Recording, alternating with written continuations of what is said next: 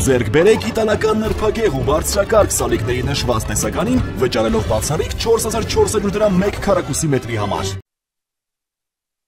Honorable Mr. President,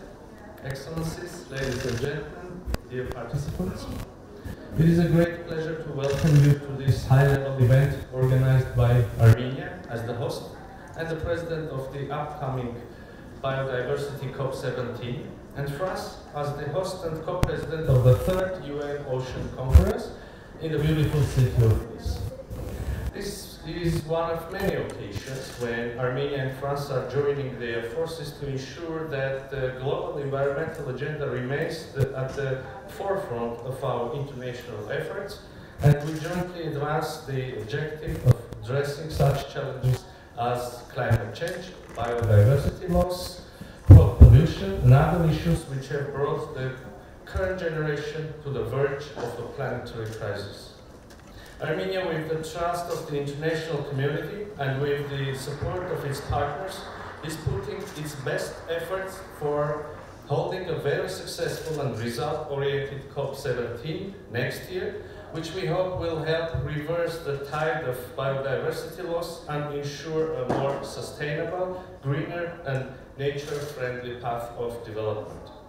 What we need is revisited comprehension that environmental challenges are not isolated phenomena. They affect all of us, whether up in the mountains or deep in the seas. And we need to reconsider our attitude towards nature itself and renew our commitment to environmental action. In this context, COP17 in Armenia will serve as a crucial milestone. It will bring together parties, governments, public and private stakeholders, indigenous peoples and local communities in the global review of our collective and individual achievements in implementing the Convention on Biological Diversity and the Montreal Global Biodiversity Framework. I'm using here the word achievements, but we all understand that apart from achievements, this review is going to help us assess and identify the gaps, shortcomings and needs, as well as do our best to devise the most efficient and comprehensive solutions that could help us remain on track and in achieving our biodiversity commitments while ensuring the attainment of sustainable development goals.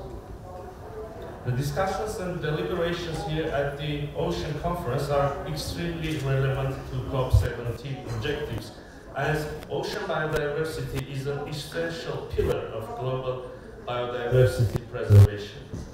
We are glad that such undertakings as negotiations over a legally binding instrument against plastic pollution, or the most recent breakthrough of adopting the agreement on marine biological diversity of areas beyond national jurisdiction, the BBNG, are boosting the global efforts in that regard. I would like to thank France for being a strong voice behind the two processes, as we actively engage in both processes and have just yesterday signed the BBNG to show that although Armenia is a landlocked developed country with predominantly mountainous terrain, we share the common concern of preserving marine biodiversity as a common heritage and an important environmental domain.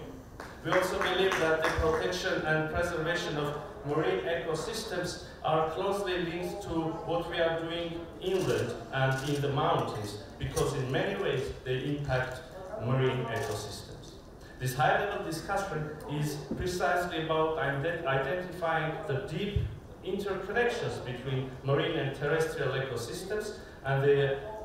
interrelated vulnerabilities, and considering the ways of ensuring more comprehensive and integrated approaches to global environmental issues. So I look forward to hearing and learning from the high-level panelists about their valuable thoughts